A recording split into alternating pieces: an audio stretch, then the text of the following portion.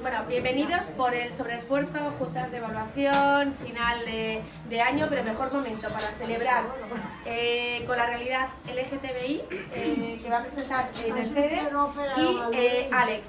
¿Vale? Y Quique, que nos va a ayudar con los textos. Y Quique de refuerzo con los textos. Lo hemos ¿vale? pillado así rápido Eso y igual. Pues cuando queráis, a disfrutar de la literatura. Muchas gracias. Bueno, lo primero que queremos decir es que nosotros no creemos...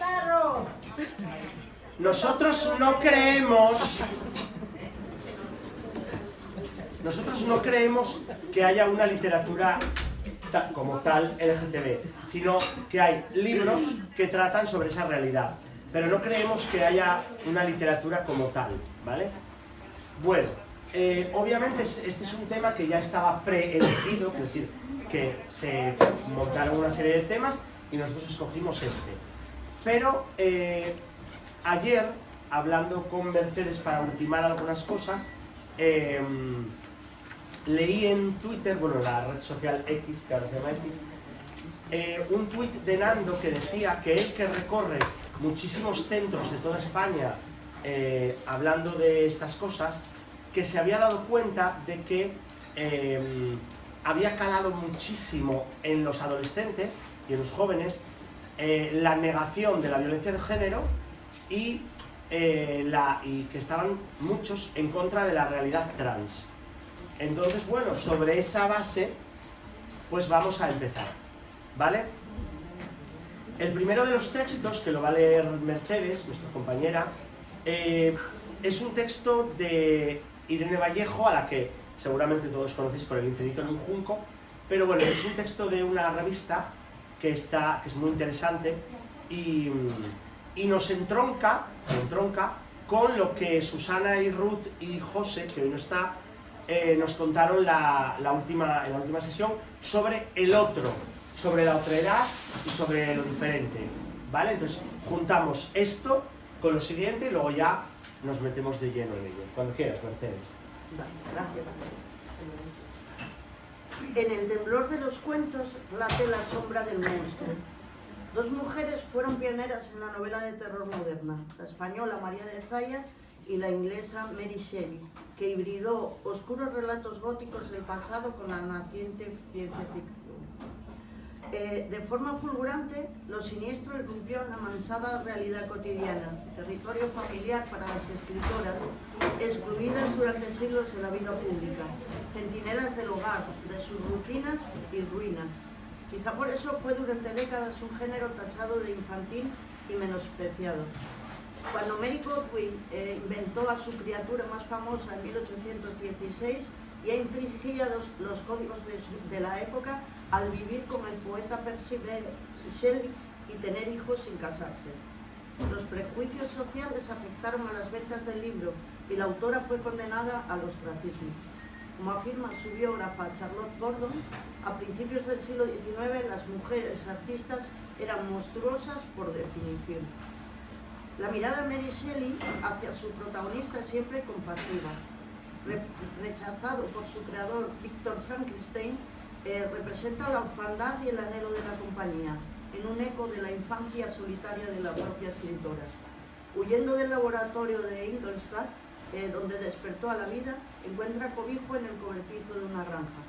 A fuerza de observar a escondidas a los habitantes de la casa, aprende a hablar, leer y escribir. Lector ávido, devora libros de Plutarco y Goethe. Se vuelve culto, sagaz y sensible, pero también consciente del espanto que provoca su aspecto. La parte más conmovedora de la novela relata cómo la sociedad defrauda al monstruo. Al verla, todos se horrorizan y lo expulsan a golpes. Incluso cuando salva la vida a una niña, el padre dispara contra él. Sus intentos por aproximarse a los seres humanos terminan de forma violenta y cruel. En la película Frankenstein, clásico dirigido por James Whale, una multitud enfurecida, empuñando antorchas y ansiedades, tortura al desgraciado en el bosque. Conscientemente, la sobrecogedora escena evoca los linchamientos de negros en Estados Unidos. Whale, abiertamente homosexual en aquellos años 30, se identificó no con la horda de furiosos ciudadanos, sino con la víctima, injustamente atacada por ser extraña e insólita. En El espíritu de la colmena de Víctor Erice, otra niña descubre que el auténtico peligro procede de esos adultos de mirada inclemente, no del monstruo acorralado. La palabra monstruo comparte raíz con el latín mostrare, señalar con el dedo, ese índice apuntando hacia lo diferente, hacia aquello que invade nuestros arraigados mapas de la realidad. Por tanto, es el dedo que apunta y rechaza el que crea al monstruo. En cambio, normal proviene de norma, el nombre latino de la escuadra, un instrumento de carpintería destinado a fabricar objetos en serie, todos iguales. El ser imaginado por Mary Shelley encarna lo contrario, pieles cosidas y órganos entretejidos, un cuerpo múltiple que nacía a una nueva vida. La literatura de terror alude a una pulsión humana muy primitiva, ancestral, común a todos los individuos, el temor al distinto. En palabras de Lovecraft, la emoción más antigua y más intensa de la humanidad es el miedo, y el más antiguo y más intenso de los miedos es el miedo a lo desconocido. Todavía nos resulta difícil convivir alegremente con la diferencia, reconocer su belleza y fortaleza, su variedad fabulosa y festiva. Los presuntos monstruos nos invitan a inventar otras reglas de juego. No es casualidad que diversión provenga de diversidad. Pues queríamos empezar un poco con esto porque al final está en la mirada más que en el... Sí. Y cómo condiciona la mirada tanto el comportamiento del diferente o el que consideramos diferente, pero diferente a una norma establecida que no siempre... Bueno, el segundo texto, porque los otros son más literarios al uso, digamos, pero el segundo texto es un fragmento de este artículo, Disculpen las molestias, esto es una revolución, que forma parte de la introducción al artículo publicado por Carolina Meloni Romero, que es filósofa y profesora titular de Ética y Pensamiento Político en la Universidad Europea de Madrid, y está sacado de un volumen colectivo, más o menos así de gordito, que tiene 15 artículos recogidos, y el volumen se titula Transfeminismo o barbarie, 15 voces por la lucha transfeminista. Hablábamos ayer sobre cómo es que este feminismo no acepta que quien es diferente no sea igual de mujer que ellos, si así se considera, cuando realmente el feminismo, por definición, lo primero que es inclusivo. Con lo cual, bueno, voy con el texto, es más ensayístico, digamos. La casa del feminismo anda revuelta. Como en toda familia tradicional que se precie, las madres fundadoras parecen haber cerrado filas y se afanan desesperadamente en recolocar los trastos desperdigados, reorganizar los armarios, poner en marcha una limpieza radical y profunda. El discurso castigador y la disciplina punitiva hacia los vástagos descarriados parecen imponerse. Tras la euforia del 8M de 2018, hay que instaurar el orden, homogeneizar las estrategias, marcar seriamente los puntos de la agenda y, principalmente, establecer y delimitar estrictamente quiénes son los hijos, hijas, merecedores de sus excelsos títulos. Aquellas que no cumplan estrictamente con los dictámenes biológicos, útero, condición gestante, capacidad de menstruar, criterios cromosómicos definidos, etc., serán estrictamente rechazados de nuestras filas. Los cuerpos se auscultan, se observan de cerca, se escudriñan. Ni un bigote postizo, ni un pelo fuera de lugar, ni un tacón que altere la pureza metafísica que nos ha dado la biología. Al coño lo que es del coño, y fin de la discusión. La casa del feminismo ya no es el refugio de todas, de todos. Y casi 40 años después de que la poeta y activista negra Audre Lorde, 1934-1992, denunciara que ese supuesto hogar le resultaba ajeno, hostil y excluyente, parece que poco hemos aprendido como movimiento de transformación social. En esta casa matriarcal, la diferencia comienza a diluirse, cuando no a borrarse, en anacrónicos discursos esencialistas. Nos hemos creído al borde de la revolución, pero la proclamada cuarta ola no ha hecho más que traer una resaca de debates que se pensaban superados. ¿Qué mutaciones hemos atravesado hasta llegar aquí? ¿Qué debates y posturas han propiciado determinados argumentos? ¿Qué voces, cuerpos, vidas y deseos han formado parte de estos procesos políticos? Y, principalmente, ¿quiénes han sido excluidos de los mismos? ¿Cuáles han sido algunas de las experiencias, prácticas y propuestas que han surgido en el seno de los distintos colectivos y propuestas feministas en estos últimos años? ¿Y de qué clase de revolución estamos aquí hablando? No es posible defender un cambio de paradigma cuando nuestras posturas se instalan en la defensa de aquellos postulados hegemónicos basados en la exclusión, marginación y patologización de determinados cuerpos y sujetos. No podemos cambiar radicalmente el sistema si nos refugiamos en los míseros privilegios que éste nos ha otorgado. Dejemos de rearmar la casa del amo con sus mismas armas y herramientas. Si la revolución que se defiende parte de estas propuestas, que me disculpen las señoras, pero esta no es mi revolución. Creo que es un texto, bueno, muy claro, además es tantos adverbios en mente, a mí me dejaron un poco así como estrictamente, biológicamente, exactamente, o sea, una cosa como muy fuerte, ¿no? Bueno, pero desde luego nuestra literatura, o sea, lo que es la literatura en sí, empieza, como no podía ser de otra manera, con la literatura griega antigua. Y si hay, yo recuerdo el año que yo hice primero en la facultad, daba griego. Y la profesora que yo tenía de griego, en Gracia, que se murió pronto la pobre, una señora muy mayor ya, la recuerdo leyéndonos este fragmento en griego. Claro, nosotros no entendíamos ni una palabra, pero no pasa nada porque luego inmediatamente ella leía la traducción. En griego me dejó, así me dijo, madre mía, ¿qué dice?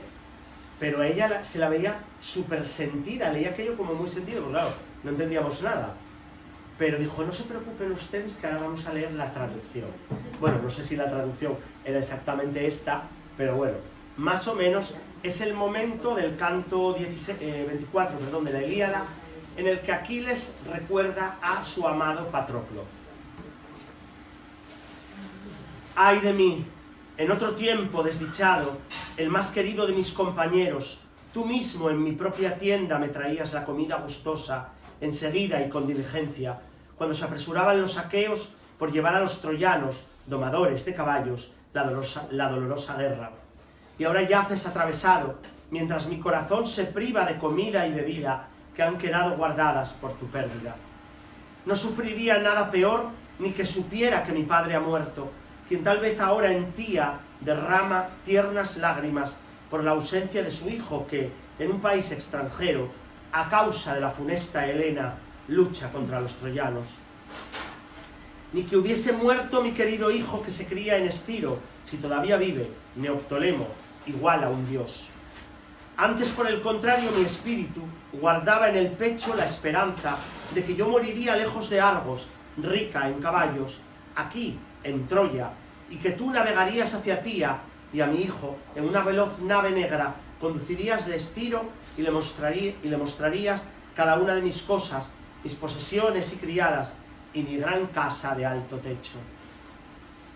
Realmente es el dolor, pues, por la muerte, está a punto de encender la pira, en la que por fin ha ido recogiendo, supongo que recordáis, ha ido recogiendo los trozos de su amado Patroclo, y finalmente, una vez que ya todos están juntos, van a encender la pira, y bueno, ese es el momento de la elegía a su amado.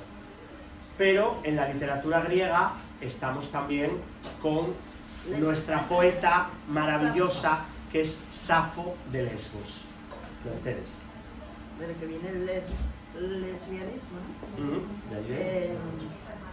Que nos hace ver un poco que en la antigüedad no estaba tan... la mirada del otro no era tan... no era tan cruel, digamos. Cruel como la que hemos vivido durante tantos siglos después. Sí. De pronto quisiera morirme. Al despedirse de mí, al despedirse de mí llorando, me musitó las siguientes palabras. Amada Safo, negra suerte la mía. De verdad que me da mucha pena tener que dejarte. Y yo le respondí, vete tranquila, procura no olvidarte de mí, porque bien sabes que yo siempre estaré a tu lado. Y si no, quiero recordarte lo que tú olvidas. ¿Cuántas horas felices hemos pasado juntas? Han sido muchas las coronas de violetas, de rosas, de flor de azafrán y de ramos de eneldo, que junto a mí te ceñiste. Han sido muchos los collares que colgaste de tu delicado cuello, tejidos de flores fragantes por nuestras manos. Han sido muchas las veces que derramaste bálsamo de mirra y un ungüento regio sobre mi cabeza. Bueno, la cosa es que, claro, estamos leyendo unos textos que tienen un lenguaje, bueno, aparte de un lenguaje que obviamente no utilizamos, que casi no utiliza hoy tampoco la poesía, tienen unas connotaciones que, claro, si no conocemos la cultura de la época y demás, es muy difícil realmente conocerlos. Entonces, para luego hablar un poquito, vamos a leer unos textos de la poesía andalusí y después hablamos un poco de todo ello. Porque vais a ver que en esos textos que, bueno, Mercedes va a leer una pequeña explicación sobre ellos y luego yo leeré un par de poemas. Son poemas homoeróticos en la época omeya, ¿vale? En los siglos 9 y 10, escritos aquí en España, ¿vale? En lo que todavía era el reino andalusí, no solo Granada, sino todo lo que es hoy Andalucía y parte del norte, ¿no? Como veis, es poesía árabe medieval y son moaxajas dedicadas a jóvenes efebos. Ya sabéis que el culto a la belleza era, bueno, pues un culto fundamental desde la antigüedad. Bueno, no podemos obviar nada de las esculturas ni de todo eso que se hizo sobre tanta gente bellísima que ha sido canon de belleza durante siglos, ¿vale? Entonces, leemos esto, leemos los poemas y hacemos como un comentario final, ¿vale? Para hablar un poco. La poesía erótica comenzó a florecer en Al-Ándalus bajo el mandato de Abderramán II, 792-852, en el por entonces Emirato de Córdoba. Su nieto, Abdalá I, 844-912, ya escribió versos amorosos para una gacela de ojos oscuros, según recogió Ibn Hasim. La ambigüedad en los usos gramaticales se extendía a las imágenes utilizadas para describir la belleza tanto de los efebos como de las doncellas, dificultando saber el sexo del amante descrito. Existían, no obstante, algunos indicios que en ocasiones quedan enmascarados en las traducciones. Algunos términos que en español son palabras femeninas, como gacela y luna, en árabe son masculinos. Otro indicativo era la alusión del vello facial, el bozo, que aparece en el rostro del efebo, tanto disminuyendo su belleza como aumentando su atractivo al evidenciar su masculinidad. Ibn Abd-Rahim de Córdoba, 860-940, poeta de las cortes de Abdalá I y Abderramán III, escribió sobre un joven en el típico ánimo de sometimiento a la mano. Le di aquello que me pedía, le hice, mi señor. El amor ha puesto bridas en mi corazón como un camellero pone bridas en su camello. La poesía báquica celebraba, pese a las prohibiciones religiosas, el vino y la embriaguez. En ocasiones se mezclaba con el homoerotismo en la figura del copero o escanciador, como si fuera el copero Ganímedes, el copero de los dioses del que Zeus se enamoró. Así, algunos poetas fueron más explícitos y menos castos en la expresión de su pasión, como Ali ibn al-Hasan.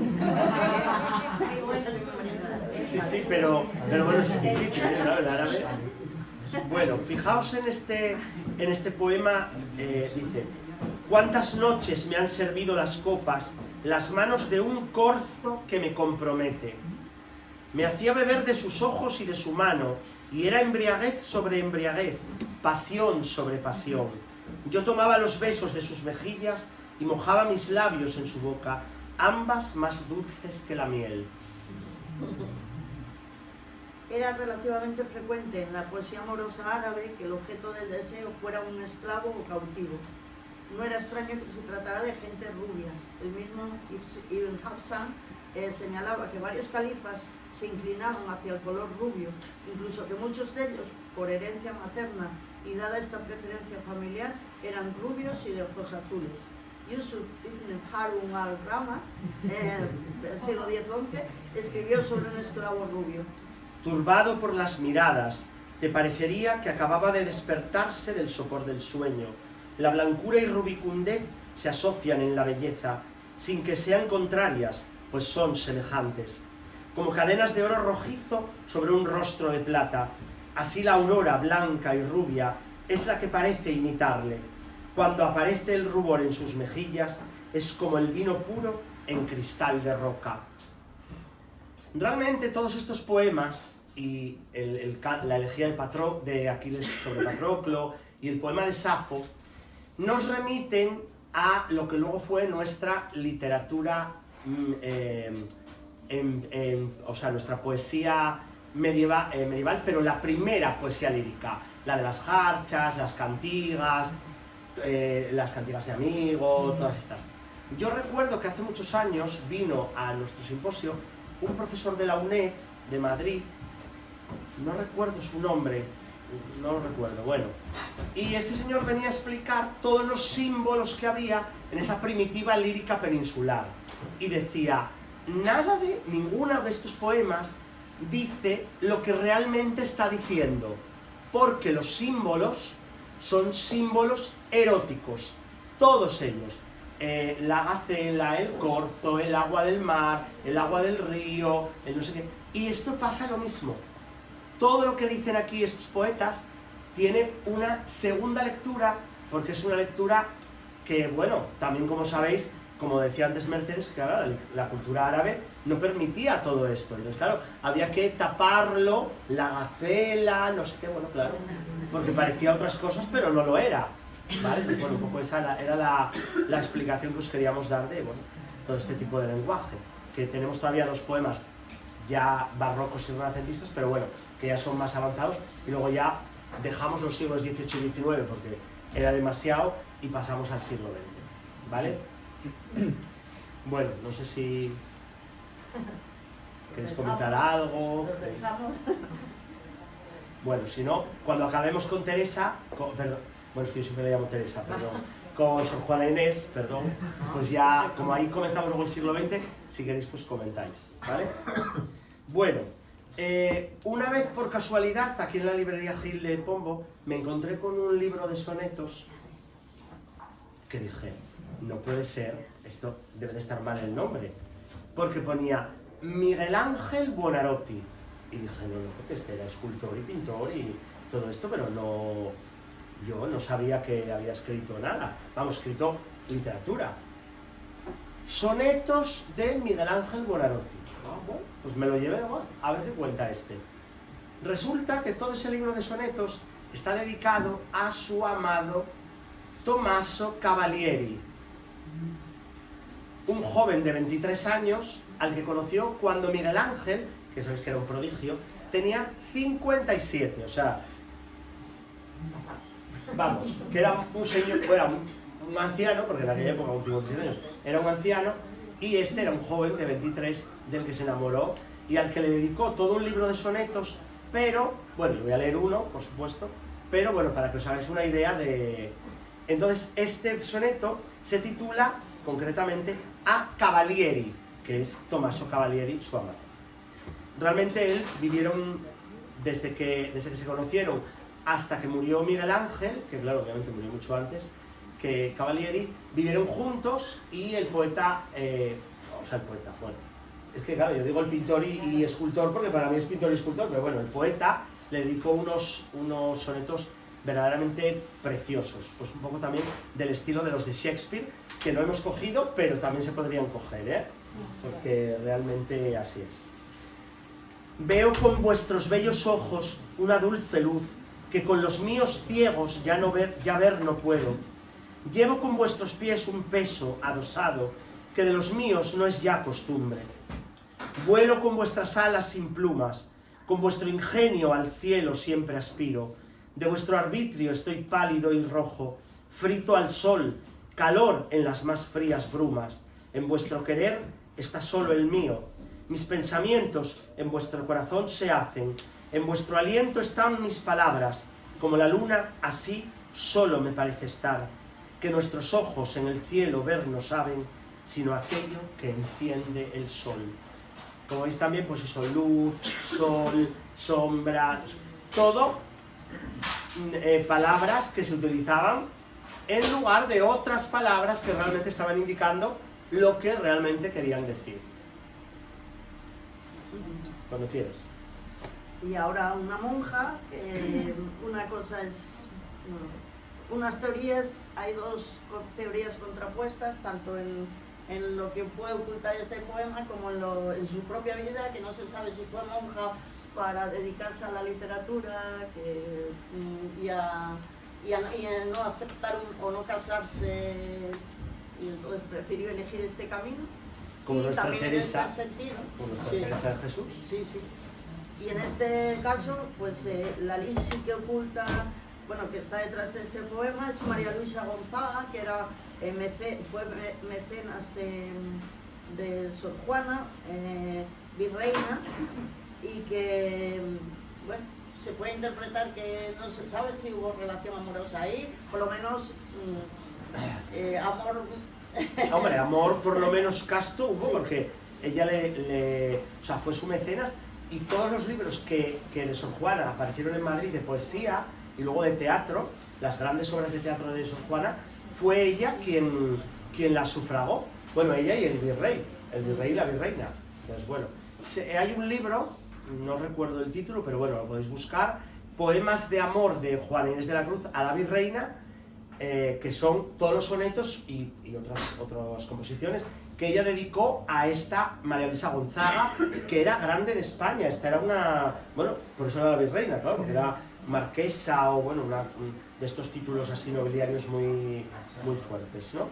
Bueno, A ver qué le contaba ella a esta Lisi. En los libros de texto igual aparece como amor platónico. Bueno, puede ser pero también, bueno, o no. o no. Pues desde el dichoso día que vuestra belleza vi, tal de todo me rendí, que no me quedó acción mía.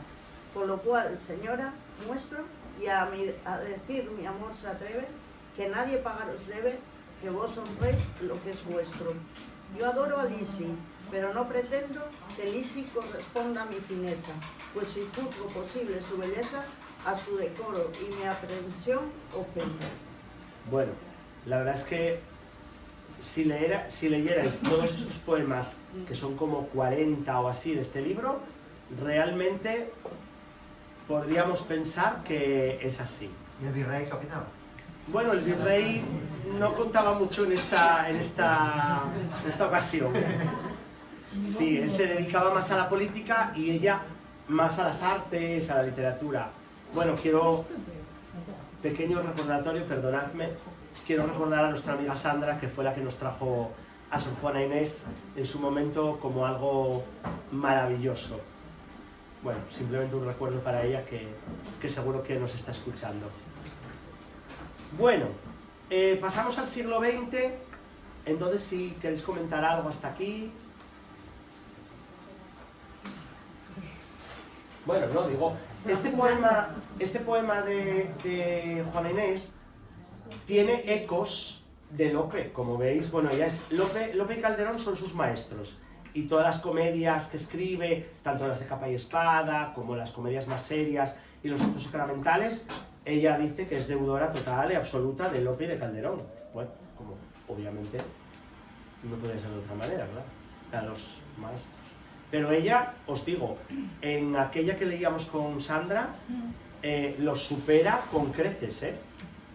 Vamos, aquel fragmento que leíamos de los empeños de una casa era, bueno, auténtico, pero auténtico total. Así que nada. Bueno, pasamos al siglo XX y como no podía ser de otra manera, empezamos leyendo a Constantin Cavafis. No leemos el famoso poema de Ítaca porque, bueno, es como muy conocido. Pero en este poema habíamos escogido varios, pero bueno, hemos recortado y luego en el PDF que vamos a subir a la página estarán todas las 46 páginas, ¿vale? Pero bueno, para leer aquí recortamos. Entonces vamos a leer este de una noche.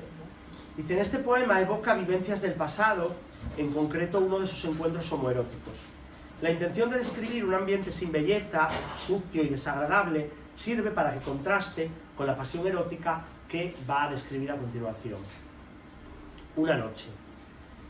La habitación era barata y sórdida, escondida en los altos de una taberna equivocada.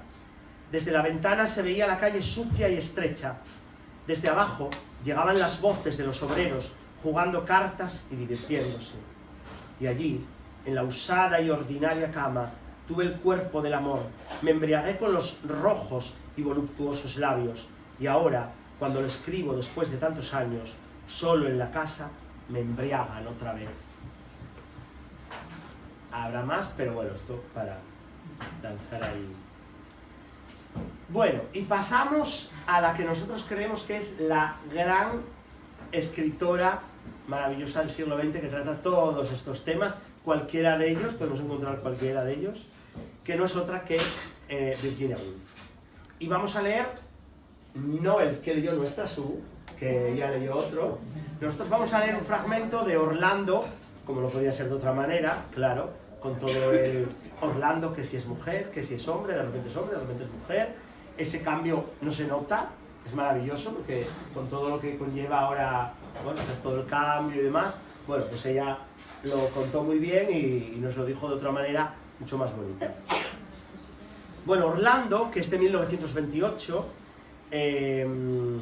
ya sabéis que ella, como todos los componentes del círculo de Bloomsbury, ella rechazaba la monogamia, bueno, por eso se casó con Leonard Woolf, pero tenía su relación con Rita Sackville West, que fue su amante durante toda su vida. También, por supuesto, rechazaban la heteronormatividad, bueno, claro, es que todos ellos eran homosexuales, con lo cual era lógico que rechazaran esto, ¿no? En un momento en que la represión, aunque ya esto estaba empezando a ser un poco menos duro, acababa de terminar la época victoriana, que había sido durísima con todos estos temas, a pesar de lo bonito que nos parece siempre Dickens y todo esto, ¿no? Entonces, esa fuerte represión contra la homosexualidad era extrema en el Reino Unido. Bueno, por supuesto no hemos escogido a Wilde, pero bueno, quizás más conocido. Bueno, y ella vive un romance, como os decía, largo y fecundo con Rita Sackville West, a la que parte de este libro está dedicada. Entonces, bueno, leo una pequeña introducción y luego el fragmento lo va a leer Mercedes. Orlando es un joven noble que después de un largo sueño de 7 días despierta siendo mujer. Se revela esa verdad, aunque 3 figuras, pureza, castidad y modestia, como podéis imaginar, tratan de impedirlo. Esas 3 figuras constituyen los 3 pilares de la feminidad a ojos de los hombres y tienen que retirarse para que Orlando pueda ser mujer sin todas esas cargas. Mientras que como hombre, Orlando tenía unas características poco típicas de la masculinidad de la época, como mujer se libra de todas aquellas características que son una carga y que los demás buscan en ella, pero con las que ella no se identifica. Claro, ser obediente, ser casta, vestir bien, exigencias que el propio Orlando pedía a las mujeres y que luego cuando se convierte en mujer, claro, tiene que pagar en su propio cuerpo, en su propia carne. Muestra que lo femenino ha sido visto solo a través de la mirada masculina, que lo masculino se levanta pisoteando la feminidad. Por eso dice Orlando, negar la educación a una mujer para que no se rían de ti, qué tontas nos hacen. Claro. En un momento determinado, Orlando se reconoce en el espejo y está feliz. Encuentra su identidad. Se arregla solo para gustarse a sí misma. Orlando percibe su identidad de distintas maneras a lo largo de sus casi 400 años de existencia. No sé si sabéis que esos 400 años lo que hacen es un repaso por toda la literatura inglesa. Es decir, no cuenta nada raro, lo que cuenta es cómo escribía la gente de aquella época. Desde la reina Isabel I hasta el final de la reina Victoria, ¿vale? Dice, hay una denuncia evidente de la opresión femenina, sufre persecuciones, es despojada de las tierras que le correspondían por herencia, será rechazada al despreciar un matrimonio. Bueno, Borges interpretó los cambios de sexo e identidad como un elemento mágico en la narración, claro. Obviamente Borges a lo suyo, a lo de los cuentos mágicos y demás, anteponiendo la fantasía a lo que era la real intención de Virginia, que era la crítica social, como vemos en todas sus otras obras, ¿vale? En Orlando, género y sexualidad no están ligadas, sino solo exclusivamente ligadas al sexo. Orlando se convierte en una mujer, pero sigue siendo quien era en todo lo demás. No hay ninguna variación en su mentalidad, aunque poco a poco empezará a cuestionar su visión del mundo. El cambio de sexo cambia su futuro, pero no su identidad. Este es un texto feminista, escrito por una feminista para una bisexual. Vita Sackville-West también estaba casada, ¿vale? Dice, y sobre todo, habla sobre una persona andrógina. Como veis, ella hace toda la mezcolanza para que no se nos escape nada. Dice, se burla de la heterosexualidad compulsiva y supone un reto para la homofobia. Orlando mantiene una relación con un aventurero llamado, bueno, me va a pasar como a Mercedes, Squire Marmaduke Bonthrop Shelmerdine o algo así. Dice, y en esta relación no se sabe quién es el hombre y quién la mujer. Pues el fragmento. Henos aquí, por consiguiente, solos y abandonados en el cuarto con Orlando, que duerme, y con las trompetas. Las trompetas en fila emiten un terrible estruendo, uno solo, la verdad. Y Orlando se despertó, se estiró, se paró, se irguió con completa desnudez ante nuestros ojos y mientras las trompetas rugían, verdad, verdad, verdad. Debemos confesarlo, era una mujer. La voz de las trompetas se apagó y Orlando quedó desnudo. Nadie, desde que el mundo comenzó, ha sido más hermoso. Sus formas combinaban la fuerza del hombre y la gracia de la mujer. Podemos aprovechar esta pausa para hacer algunas declaraciones. Orlando se había transformado en una mujer, inútil negarlo, pero en todo lo demás, Orlando era el mismo. El cambio de sexo modificaba su porvenir, no su identidad. Su cara, como lo pueden demostrar sus retratos, era la misma. Su memoria podía remontar sin obstáculos el curso de su vida pasada. Alguna leve vaguedad puede haber habido, como si algunas gotas oscuras se enturbiaran el claro estanque de la memoria. Algunos hechos estaban un poco desdibujados, eso era todo. El cambio se había operado sin dolor y minuciosamente y de manera tan perfecta que la misma Orlando no se extrañó. Muchas personas, en vista de lo anterior y de que tales cambios de sexo son anormales, se han esforzado en demostrar a. que Orlando había sido siempre una mujer, b. que Orlando es ahora un hombre. Biólogos y psicólogos resolverán. Bástenos formular el hecho directo. Orlando fue varón hasta los 30 años, entonces se volvió mujer y ha seguido siéndolo. Que otras plumas traten del sexo y de la sexualidad. En cuanto a nosotros, dejemos este odioso tema lo más pronto posible. Orlando ahora se había lavado y vestido con esas casacas y bombachas turcas que sirven indiferentemente para uno y otro sexo, y tuvo que enfrentar su situación. Todo lector que haya seguido con alguna simpatía su historia convendrá en que esa situación era de lo más precaria y molesta. Joven, noble y hermosa, Orlando se encontraba en un trance delicadísimo para una joven dama de alcurnia. No la censuraríamos si hubiera llorado, si hubiese sufrido un desmayo, pero Orlando no se inmutó. Este cambio es un texto muy bueno para tratar con alumnos así, a lo mejor de bachillerato o algo, porque aceptar ese cambio como que con normalidad, claro, y con normalidad. sin darle más vueltas y claro. Lo que puede sentir otro, aunque no sea lo que tú sientes, puede ser es normal y no hay Claro. por qué analizarlo de otra manera. Es muy interesante. Habrá, de Orlando hay como 5 textos o 6, o sea, bueno, aquí hemos leído solo este, pero en el documento final hay 5 o 6, o sea que podéis escoger cualquiera para trabajar. Bueno, yo esto reconozco que fue una imposición mía, pero es que yo hice parte o sea, mi tesis empezó cuando yo conocí a unos novelistas que muy probablemente nadie conoce, porque bueno, son extraños, Álvaro Retana, Joaquín Belda y Antonio de Hoyos y Vinent. Yo los conocí por mi profesora Carmen Alfonso, a la que nunca agradeceré lo bastante todo lo que me enseñó. Y bueno, tengo muchas de ellos, pero las tenía en Asturias, entonces no podía traerlos. Pero tenía aquí una de Álvaro Retana, que como esto no se trata mucho, pues he dicho, Álvaro Retana, pa' acá. Es un cuento, bueno, es una novela corta realmente, que se titula Mi novia y mi novio. Bisexualidad, que también está en las siglas que ponemos.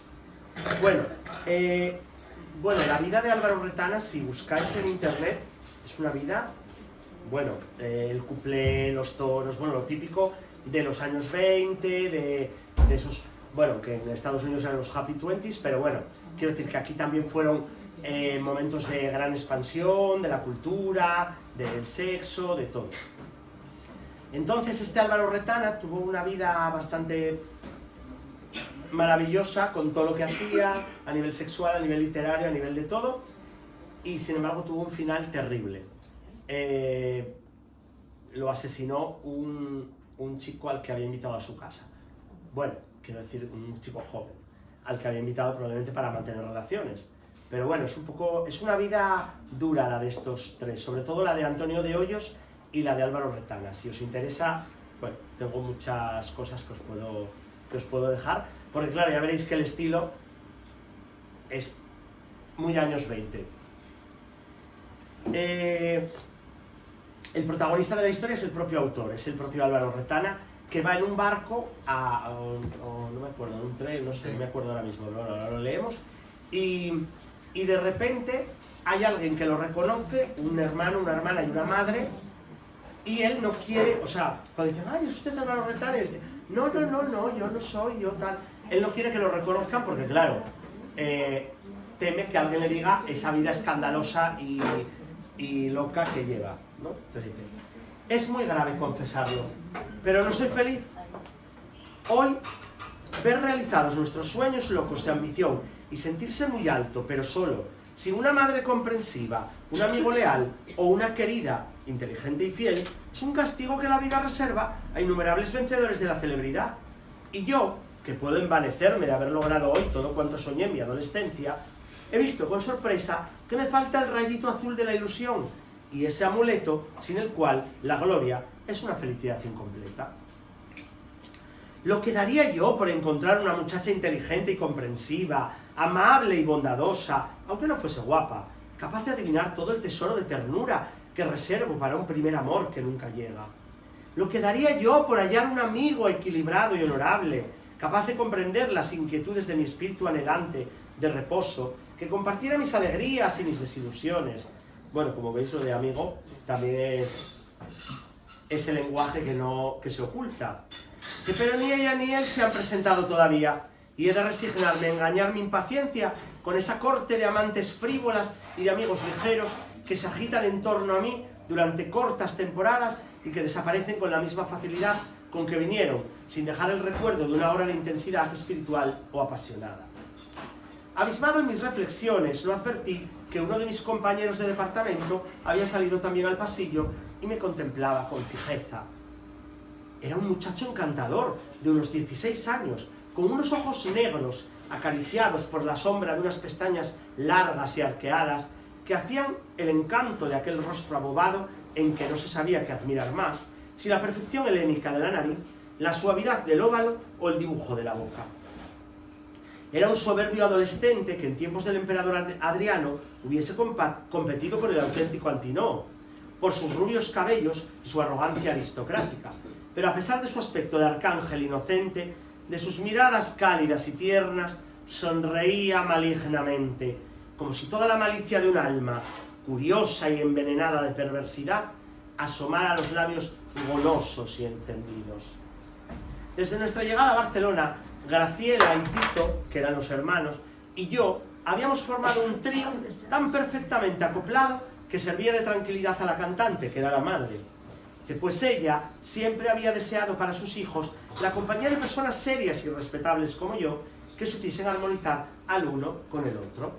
En el fondo, la tiple, la madre de ellos, sospechaba que yo hacía la corte a Graciela y que mi compenetración con Robertito no era sino el pretexto para poder llevarme a la Guayaba a cines y teatros, paseos y excursiones. Pero sin duda en el cortejo no veía peligros cuando ella misma fomentaba aquel acoplamiento que me había hecho exclamar, dirigiéndome a los hermanos: voy a acabar haciéndome la cuenta de que sois mi novia y mi novio. Bueno, pasamos, por supuesto, tenemos que pasar por encima de Luis Cernuda, porque claro, Luis Cernuda es Luis Cernuda.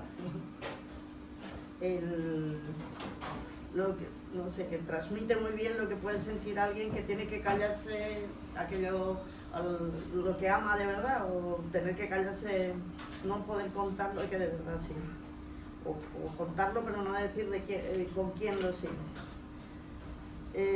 Si el hombre pudiera decir lo que ama, si el hombre pudiera decir lo que ama, si el hombre pudiera levantar su amor por el cielo como una nube en la luz, si como muros que se derrumban para saludar la verdad herida en medio, pudiera derrumbar su cuerpo, dejando solo la verdad de su amor, la verdad de sí mismo, que no se llama gloria, fortuna o ambición, sino amor o deseo, yo sería aquel que imaginaba, aquel que con su lengua, sus ojos y sus manos proclama ante los hombres la verdad ignorada, la verdad de su amor verdadero. Libertad no conozco sino la libertad de estar preso en alguien cuyo nombre no puedo oír sin escalofrío. Alguien por quien me olvido de esta existencia mezquina, por quien el día y la noche son para mí lo que quiera. Y mi cuerpo y mi espíritu flotan en su cuerpo y espíritu, como leños perdidos que el mar anega o levanta libremente. Con la libertad del amor, la única libertad que me salta, la única libertad porque muero. Tú justificas mi existencia. Si no te conozco, no he vivido. Si muero sin conocerte, no muero porque no he vivido. Bueno, es que este poema es bueno, el más típico de entre todos los de Cernuda, que bueno, pues... Y por supuesto no podíamos pasar a nada posterior sin leer al menos un soneto del amor oscuro de Lorca, claro. Ni Mercedes ni yo somos muy lorquianos, pero tengo que reconocer que, claro, podíamos pasar por encima de este momento sin leer al menos uno, quizá el soneto más conocido de los sonetos del amor oscuro, que algunas teorías dicen que dedicó a Rafael Rodríguez Rapún, su secretario del grupo teatral La Barraca, que, para si alguien no lo sabe, está enterrado en el cementerio de Ciriego. Digo Rafael Rodríguez Rapún, y le dedica, entre los muchos sonetos que son, no sé si son 14 por ahí, el soneto 4 dice: el amor duerme en el pecho del poeta. Tú nunca entenderás lo que te quiero, porque duermes en mí y estás dormido. Yo te oculto llorando, perseguido por una voz de penetrante acero, norma que agita igual carne y lucero, traspasa ya mi pecho dolorido, y las turbias palabras han mordido las alas de tu espíritu severo. Un grupo de gente salta en los jardines esperando tu cuerpo y mi agonía en caballos de luz y verdes crines. Pero sigue durmiendo, vida mía, oye mi sangre rota en los violines, mira que nos acechan todavía. Solo para seguir y no pararnos mucho, simplemente quiero recordar lo de esperando tu cuerpo y mi agonía, que es el primer verso, o el verso que utiliza Alberto Conejero para empezar La Piedra Oscura, que trata sobre la vida de este Rafael Rodríguez, bueno, obviamente una cosa inventada, pero bueno, que se basa en la vida de Rafael Rodríguez Rapún. Maravillosa, por cierto. Que por cierto es... Acabo de ir a Gil y no me acordaba cómo se titulaba el título, así que te lo agradezco. Ah, mira, pues nada, genial. Reservado. Ya lo tenemos, La mira. Piedra Oscura, y ella tampoco. Ah, bueno, normal. Bueno, y de Jaime Gil de Viedma, aunque hoy en día está absolutamente olvidado y demás, pero bueno, creemos que Jaime Gil de Viedma es el gran poeta de los años 50-60 y que, claro, además el que hablaba con esa libertad, que le daba todo igual, pues bueno, también es interesante leer Peeping Tom, que no es muy largo, pero bueno, creo que es interesante. Por cierto, de Lorca hay un montón de textos, también tenéis para escoger. Peeping Tom, ojos de solitario, muchachito atónito, que sorprendí mirándonos en aquel pinarcillo junto a la Facultad de Letras, hace más de 11 años, al ir a separarme, todavía atontado de saliva y de arena, después de revolcarnos los dos medio vestidos, felices como bestias.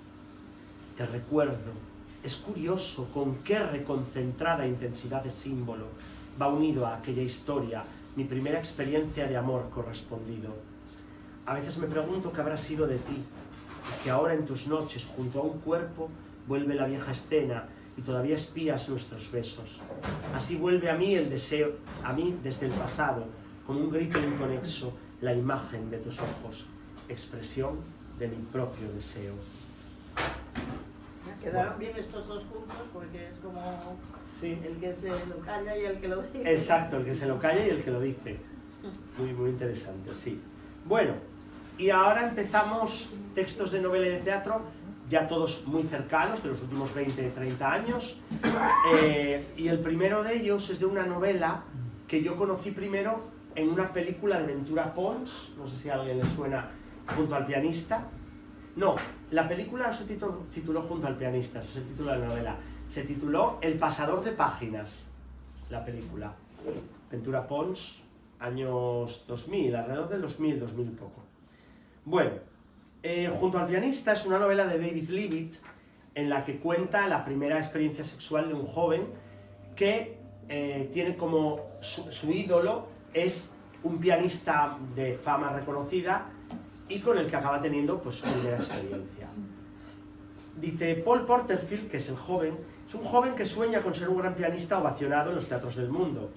Mientras se prepara para ingresar en una prestigiosa academia, le da clase a una señora que se llama Olga, que es una maestra rusa, que le da clases de piano. Dice, es elegido para pasar las páginas de las partituras en un concierto de su ídolo, el célebre Richard Kennington, cuya sensible mirada nota inmediatamente que Paul es demasiado guapo y sus 18 años demasiado radiantes. Se encontrarán de nuevo en Roma, ellos ya han tenido ahí pues una especie de cercanía, se encontrarán de nuevo en Roma mientras Paul está de vacaciones con su madre. Mientras ella cree que Paul pasa las tardes descubriendo las maravillas de la ciudad, por supuesto él está descubriendo otras cosas. Refugiado en el hotel de 5 estrellas de Kennington, lo que está descubriendo es el esplendor de los cuerpos y también las penas y maravillas que traen el sexo y el amor. Entonces, si no te importa, que nos haces de narrador y yo voy a hacer del pianista, de Richard Kennington, y Mercedes va a leer a Paul Porterfield, al joven. Se sentaron, Paul en el sillón azul grisáceo, Kennington en el borde de la cama. Ha sido muy amable por invitarme, la verdad, no lo esperaba. ¿Por qué? Bueno, seguro que tienes muchas cosas mejores que hacer que estar aquí sentado con un pasador de páginas. En realidad no. Pero ¿y tu gira? Se ha acabado desde esta mañana. Estoy oficialmente de vacaciones. De todos modos, debes de conocer a mucha gente en Roma. No. Ruborizándose, Paul rascó el tejido del sillón. Vaya, casi me cuesta creer que esté pasando esto. A lo mejor es el jet lag. Vamos, cuando me he acercado al recepcionista sudaba a mares. Ni en 1.000.000 de años habría imaginado... Eres atrevido, eso te lo reconozco. A tu edad nunca habría sido tan valiente. Oh, pero si no soy valiente. O quizá tendría que decir que nunca habría sido valiente de no tratarse de ti. Cuando vi el cartel y me di cuenta de que me había perdido el concierto por una sola noche, casi me muero por no haber planeado mejor el viaje. Sobre todo después de lo que pasó en San Francisco. Así que decidí arriesgarme. Me puse a llamar a un hotel tras otro, solo en los de 5 estrellas, claro. Kennington estiró las piernas. El chico que me pasó las páginas en San Francisco, Dijo sonriendo. Se levantó, se acercó al sillón de Paul, se arrodilló frente a él y lo despeinó. A Tushi no se le olvidó lo elegante que ibas. Más que ella, en mi opinión. Me vestí como habría esperado que vistiera alguien que fuera a pasarme las páginas a mí. ¿Cuántos años has dicho que tenías? No lo he dicho, 18. 18. Repitió Kennington. Me juego lo que quieras a que aún te está creciendo pelo en el pecho. Pasó el dedo por el cuello desabrochado de Paul. Cuando tenías mi edad, ya estabas en tu segunda gira europea. Dijo Paul con un estremecimiento. En aquella época era muy malo. Siempre estaba amenazando con hacerme daño en las manos. Una vez metí la mano derecha en la trituradora de basura y amenacé con ponerla en marcha. Mi madre tuvo que desconectar la luz. ¿Por qué hiciste semejante cosa? Para, que me haces cosquillas. Para asustar a la gente. Estarás cansado después del viaje. No tanto como para no correr a tu concierto si hubiera sido esta noche. Habría dado cualquier cosa por oírte tocar la sonata en si bemol de Chopin. Y a propósito de la sonata en si bemol menor, quería preguntarte si haces la repetición del primer movimiento. A mí, después del vuelo largo, no hay nada que me guste más que un buen masaje en la espalda. Y si haces... ¿Quieres que te dé uno? Levántate. Eso es. Se sentó en el sillón de Paul. Ahora, siéntate. En el suelo. Unas duras piernas se volvieron a Paul, que sintió un repentino tirón en los hombros. Soltó un sonido. ¿Demasiado fuerte? No, está bien. La verdad es que nunca me habían dado un masaje en la espalda. ¿Y qué manos más grandes tienes? Las mías son pequeñísimas.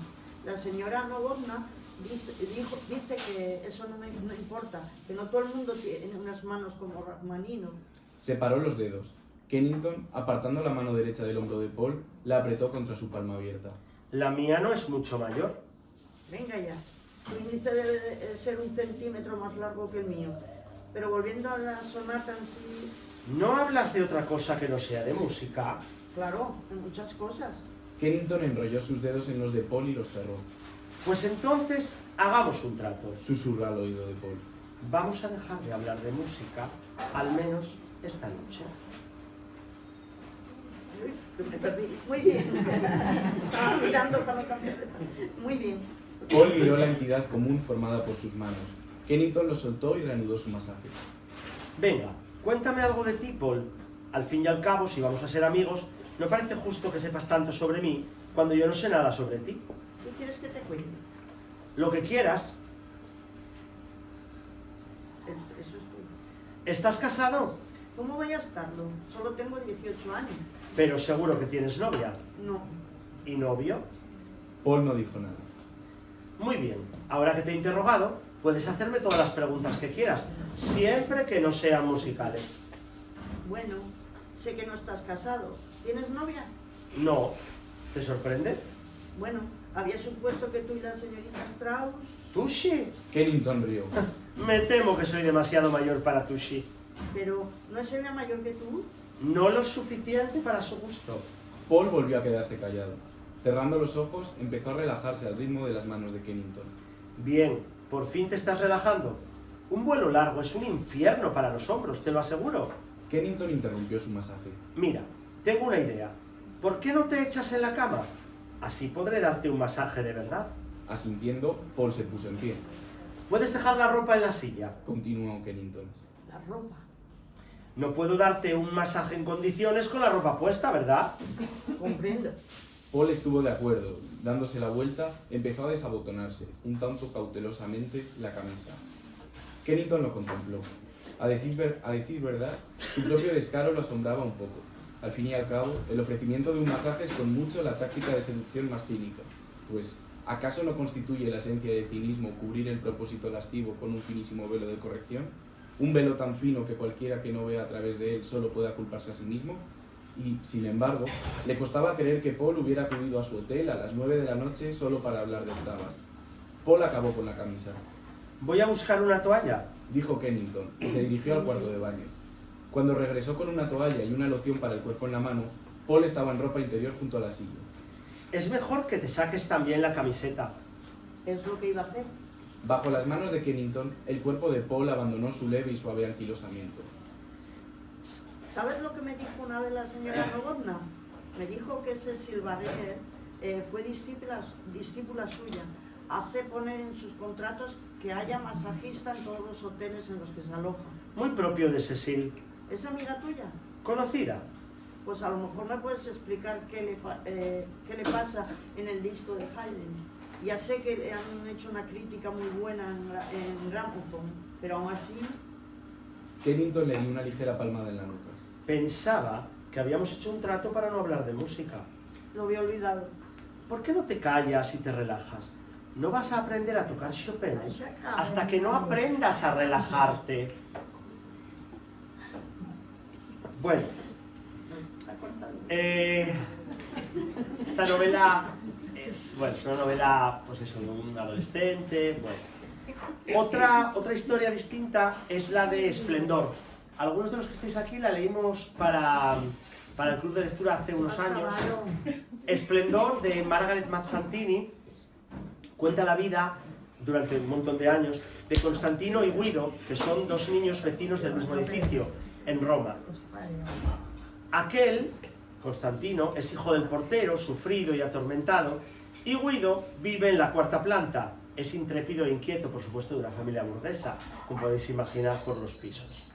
Esta novela combate prejuicios sociales, educativos y sexoafectivos y reivindica el derecho a transformar la vergüenza, lo que se supone como vergüenza, en belleza.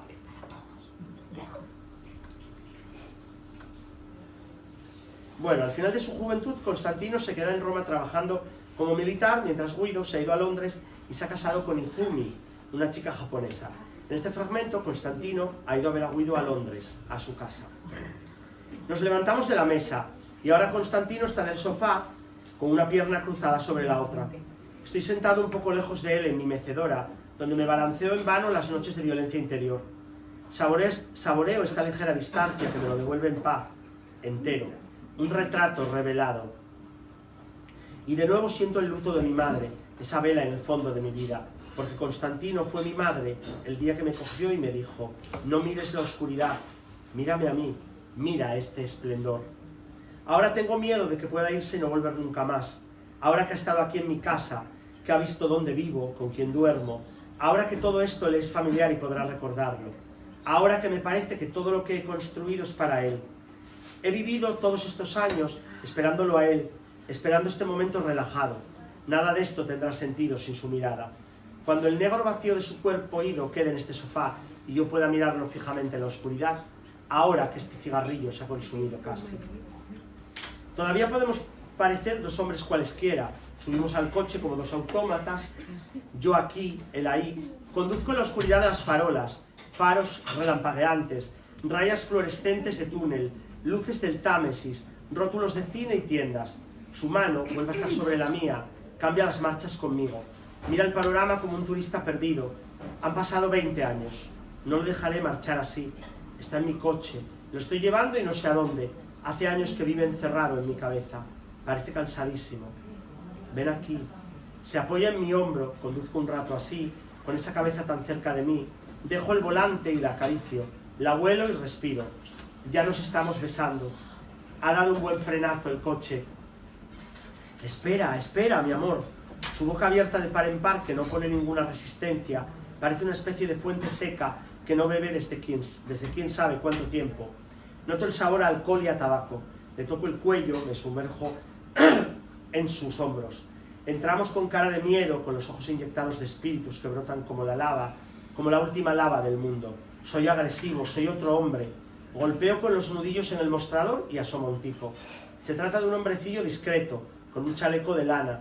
Podría parecer uno de mis alumnos, y quizá lo sea. Es un buen chico que se gana 4 perras nocturnas para estudios diurnos.